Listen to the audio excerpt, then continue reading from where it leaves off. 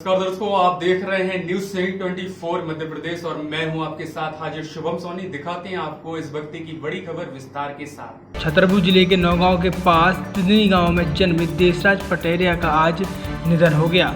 सागर road स्थित भैंसासुर मुक्ति धाम में अंतिम संस्कार किया गया। जब देशराज पटेरिया 18 साल के थे तब से कीर्तन मंडलियों में भाग लेकर गांव-गांव गायन किया करते थे। गायन कला के साथ साथ साइंस के छात्र में प्रथम श्रेणी हाई सेकेंडरी पास की थी। गायन कला में उनकी रुचि जागती गई और वे कीर्तनकार से लोकगीतकार बन गए। सबसे पहले उन्होंने 1976 में लोकगीत गाना शुरू किया। पटेरिया जी के साथी कलाकार बताते हैं कि जब लोगों के मनोरंजन के लिए लाउड स्पीकर भी आसानी से उपलब्ध नहीं होते थे तब लोग चौपाल बनाकर बैठते थे और लोकगीत की प्रस्तुति उनके द्वारा दी जाती थी। लोकगीतकार पटेरिया जी का कहना था कि मैंने हमेशा श्रृंगार भक्ति एवं वीर रस को प्रस्तुत किया है। इसके अतिरिक्त जीजा साली के गीतों को भी गाया है। पटेरिया का सबसे पसंदीदा लोकगीत है वो किसान की लली खेत खलियान को चली, मगरे पर बोल रहा था कौआ, लगा तेरे मायके से आ गया बुलबुआ। ऐसे सैकड़ों गीत हैं जो आज भी लोगों को मुँह जुबानी याद हैं। 45 साल के लंबे लोकगीत गायन का अनुभव को वे अपने साथ और आने वाली पीढ़ी को गुरु के रूप में दे गए। फिल्मी गीत गायन में उनके आदर्श मुकेश कुमार रहे और साथ में उनका वर्तमान निवास छतरपुर स्थित हनुमान टोरिया के पास था जो बुंदेली भवन कहलाता है। बुंदेलखंड ही नहीं, लोकगीत गायन गायकी के एक युग का अंत हुआ है। आज ज्यादातर लोग लोकगीत गायन उन्हीं की शैली और आशीर्वाद से अपना अलग अलग मुकाम बनाए हुए हैं।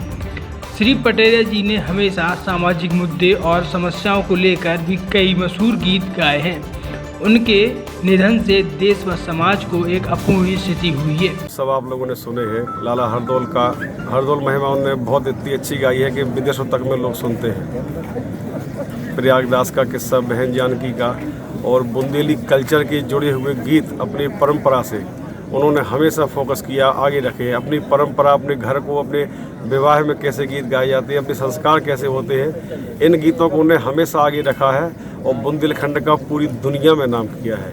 आज वो नाम आपके बीच में है लेकिन पंडित देशराज जी पटेरिया आपके बीच में नहीं है।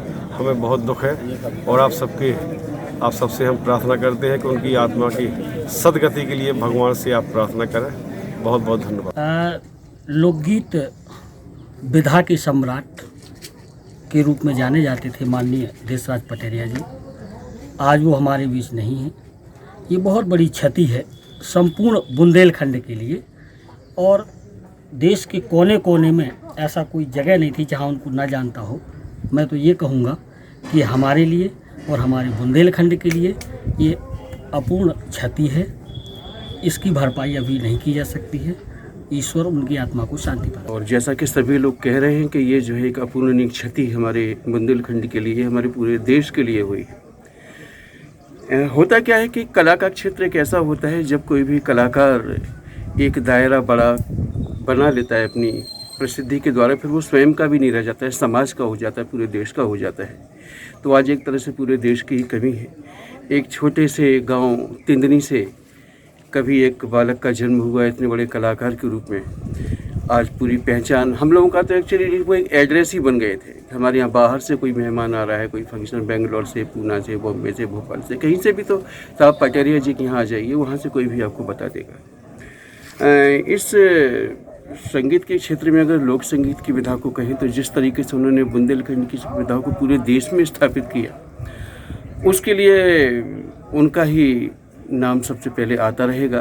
कलाकार तो और भी हैं, आते रहेंगे, लेकिन नेतृत्व वाली बात जहाँ तक आती है कि किसने उस चीज़ को फैलाया। और आज जैसा कि आप जनमानस देख रहे हैं, इंसान की कमाई एक्चुअली यही होती है जिसे वो कमाने वाले व्यक्ति स्वयं नहीं देख पा रहा है, लेकिन ये सबसे बड़ी बात है। अनुभव ये था कि बड़े सहज तरीके से हर कलाकार के साथ उनका एक जो तालमेल रहता था। कहीं किसी ने कहा है कि जो वृक्ष अपनी नई शाखाओं का स्वागत नहीं करता है वो एकदम ठूंठ हो जाता है। पटेरिया जी ने हर छोटे से छोटे कलाकार को, कोई इनके पास पहुंच भी गया, किसी से मनमुटाव भी हो गया तो भी उसके बारे में चर्चा करना, अच्छी चर्चा करना और सबकी तारीफ और प्रशंसा करना।